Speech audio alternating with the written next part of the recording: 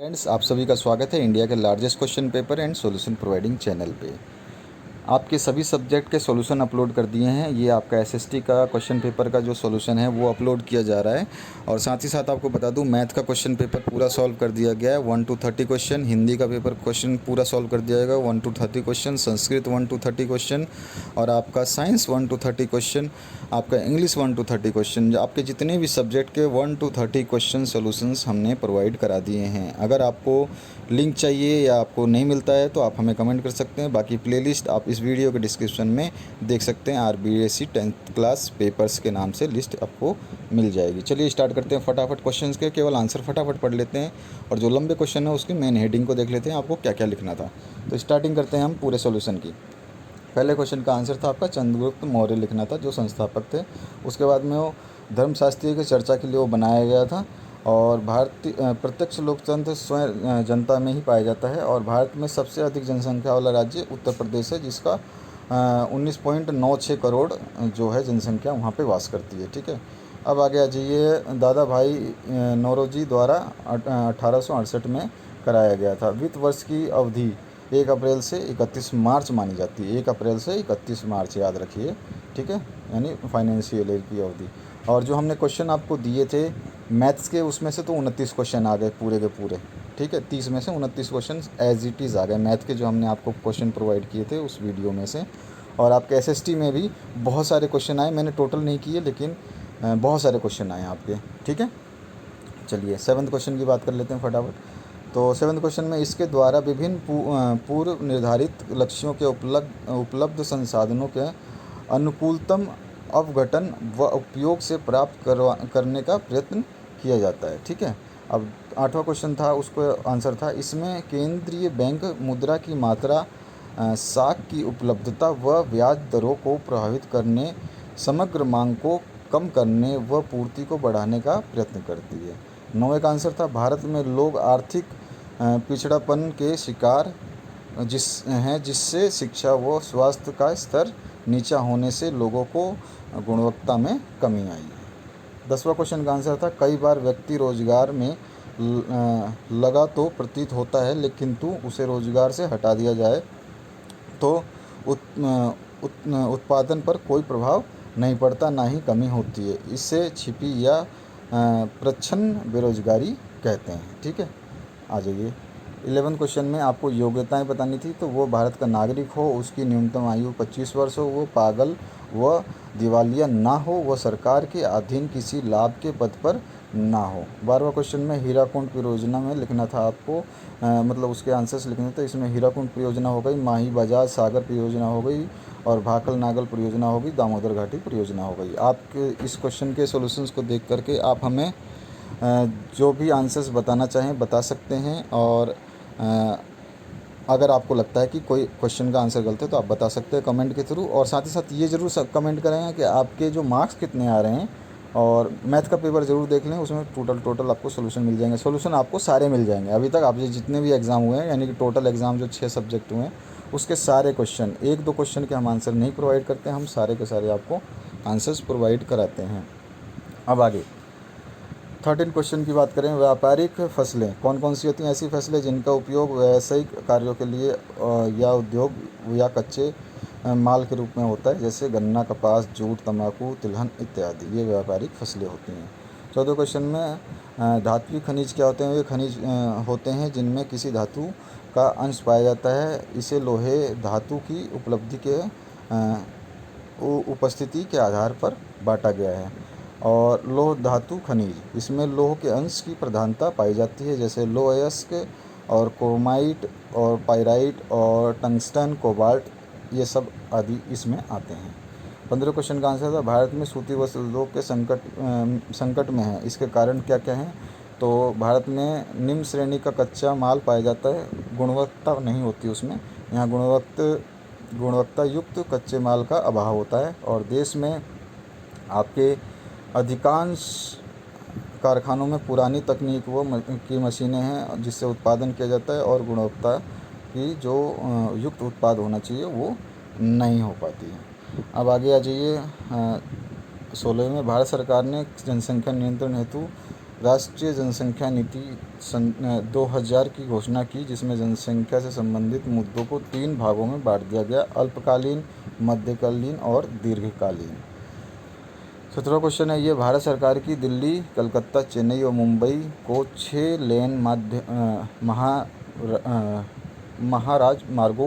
महाराज मार्गों की सड़क निर्माण की परियोजना है। इसका मुख्य उद्देश्य भारत के महानगरों की दूरी व परिवहन समय को कम करना है। यह भारत के राष्ट्रमार्ग प्राधिकरण NHAI, national highway authority of India के अधिकार क्षेत्र में होता है। 18वां क्वेश्चन है, यातायात के नियम और ट्रैफिक सिग्नलों का समय पर निर्धारण कर सकें। दोपहिया व तिपहिया द्वारा लेन का उपयोग हो और आपका पैदल चलने वाले लोगों के लिए फुट ओवरब्रिज का निर्माण हो, विभिन्न उत्प्रेरक योजनाओं का संचालन हो। 19वें क्वेश्चन में स्वच्छ भारत मिशन ग्रामीण 2 अक्टूबर 1914 को प्रारंभ हुआ। यह ग्रामीण क्षेत्र में सफल रहा। वहाँ की स्थिति में सुधार भी देखने को मिला। ग्रामीण परिवारों को शौचालय की सुविधा प्रदान की गई और आपको जो सामुदायिक संतुष्टि दृष्टिकोण अपनाकर ग्रामीण भारत का निर्मल भारत में परिवर्तन करना। 20वां क्वेश्चन है, गुप्त काल की प्रमुख सांस्कृतिक उपलब्धियां क्या है? तो सांस्कृतिक साहित्य की उन्नति हुई। उसमें कालिदास ने अभिज्ञान संकुलतम या रघुवंश व मेघदूत महाकाव्य की रचना की उस टाइम में। और विज्ञान के क्षेत्र में उन्नति हुई। गुप्त काल के में गणित, ज्योतिष, चिकित्सा, रसायन शास्त्र में उन्नति हुई। दशमलव प्रणाली का भी आविष्कार हुआ। और तीसरा है, कला के क्षेत्र में भी उन्नति हुई। वास्तुकला, मूर्तिकला, चित्रकला, संगीत कला में उन्नति हुई। अंजना व माँ की गुफाओं से गुप्तकालीन चित्र मिलते हैं। 21वां, बाबर ने 1526 में पानीपत के युद्ध में इब्राहिम लोदी को पराजित किया। 1527 में रावनवा के युद्ध में राणा सांगा को पराजित किया। और 1528 में बाबर ने मेदिनी राय को पराजित किया। 1529 में घाघरा के युद्ध में अफगानों को पराजित किया। 22वां, जर्मनी के एकीकरण में की प्रमुख बाधाएं क्या थी? ये तो हमेशा ही बहुत बार पूछा गया है। तो समस्याएं जो ये आपका क्या था? जर्मनी की समस्याओं में ऑस्ट्रिया का हस्तक्षेप था। जर्मनी के एकीकरण में ऑस्ट्रिया प्रमुख बाधक था। ऑस्ट्रिया के प्रधानमंत्री मेटरनिख ने जर्मनी के प्रारंभ राष्ट्रीय आंदोलन को कुचलने के लिए दमनकारी नीति अपनाई थी। जर्मनी राज्यों को शिथिल सैनिक शक्ति, इसके बारे में आपको लिखना था। थर्ड था, जन सामान्य में जागृति का अभाव, इसके बारे में 2 लाइन लिख देनी थी आपको। और तीसरी जो पॉइंट है आपका, विदेशियों की जर्मन राज्यों में रुचि, ये भी था कि जर्मन राज्यों में विदेशियों की काफ़ी रुचि थी। ठीक है, अब आ जाइए 23वें क्वेश्चन में, लोकतंत्र एक श्रेष्ठ साधन है, उसकी व्याख्या करनी थी। तो इसमें आपको केवल मैं पॉइंट बता देता हूँ। इससे सार्वजनिक हित में वृद्धि होती है, कार्यकुशल शासन हो जाता है और सार्वजनिक शिक्षा का साधन है और नैतिक व देशभक्ति की शिक्षा का साधन है। इनके बारे में आपको थोड़ा विस्तार से लिखना था। अब आ जाइए 24वें क्वेश्चन, भारतीय अर्थव्यवस्था की विकासशीलता को दर्शाने वाली विशेषताएं कौन कौन सी थी? तो इसमें जो मेन पॉइंट है वो बता देता हूँ, उसके बाद में आप इसको क्वेश्चन को पढ़ भी सकते हैं और साथ साथ आपने यही लिखा होगा। अर्थव्यवस्था की संरचना में परिवर्तन पहला पॉइंट था। और दूसरा था आर्थिक व सामाजिक आधार संरचना में सुधार।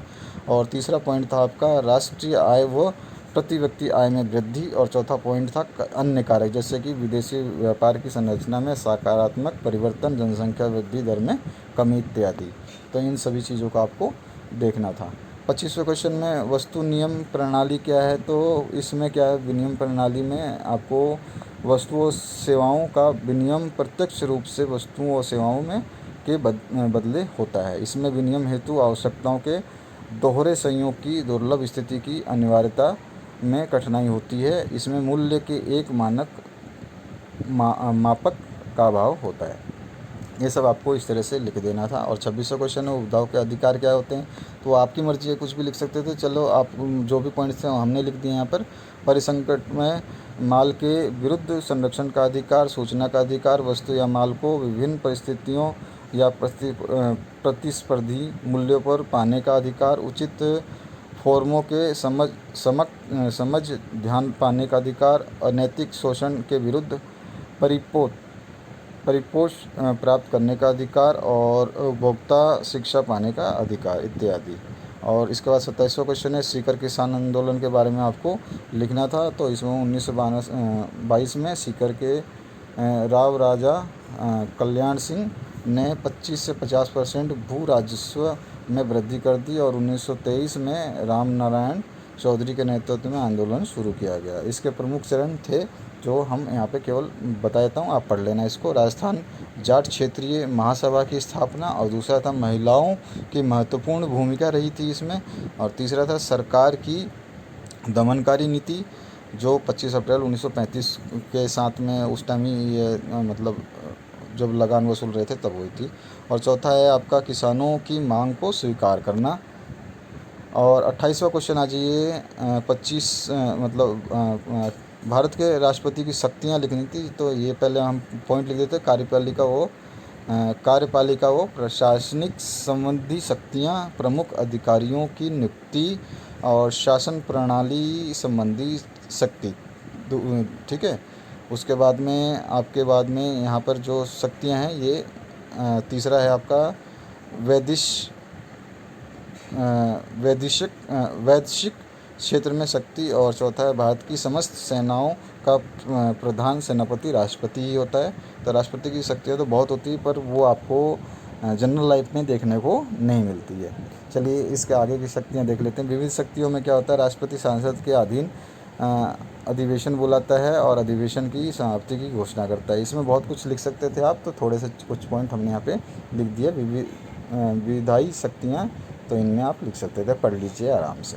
29वां क्वेश्चन है आपका, राज्य मंत्री परिषद की शक्तियाँ बताइए व कार्य बताइए।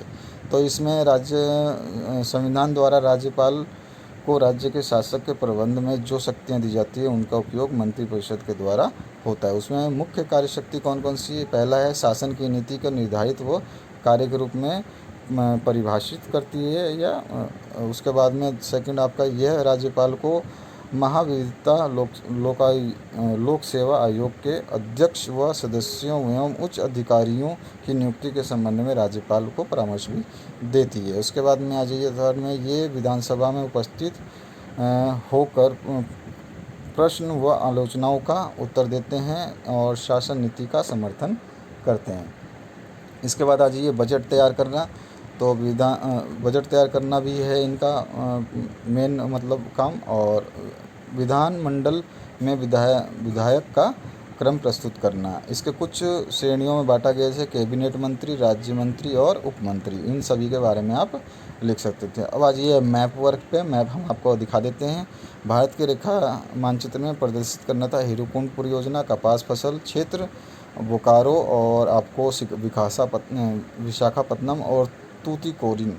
तो आ जाइए मैप देख लेते हैं। तो ये रहा मैप में देखिए आपको हीराकुंड परियोजना, बोकारो दोनों चीज़ दिखा चुके हैं हम, और विशाखापट्टनम आपका नीचे कोने में है, आप बीच से में है, और कपास का जो क्षेत्र है उसको डैश डैश करके हमने दिखा दिया है, और जो आपका तूतीकोरिन है वो श्रीलंका के जस्ट पास में है। तो इस तरह से आपका ये मैप वर्क भी कंप्लीट हुआ। तो आशा करता हूँ ये वीडियो अच्छी लगी होगी। अगर आपको अच्छी लगी हो तो अपना मार्क्स ज़रूर बताएं कमेंट के थ्रू, साथ ही साथ लाइक भी बटन दबा दें। और 6 से सब्जेक्ट के जो आपको आंसर की देखनी है पूरे 1 to 30 क्वेश्चन, तो आप इस चैनल पे बने रहें और देखते रहें। आपके 11th क्लास के जो हाफ़ ईयरली और ईयरली एग्ज़ाम पेपर्स हैं वो भी इस चैनल पर अवेलेबल हैं, जो आपको पूरे किसी भी चैनल पे आपको नहीं मिलेंगे, किसी भी मतलब यूट्यूब चैनल पे आपको नहीं मिलेंगे। ये इंडिया का सबसे largest question paper and solution providing channel है, जो आपके हेल्प के लिए बनाया गया है। और हमारी टीम इसमें दिन रात मेहनत करती है, सभी बोर्ड्स के पेपर बनाती है, सभी बोर्ड्स के वीडियो बनाती है, बहुत मेहनत लगती है।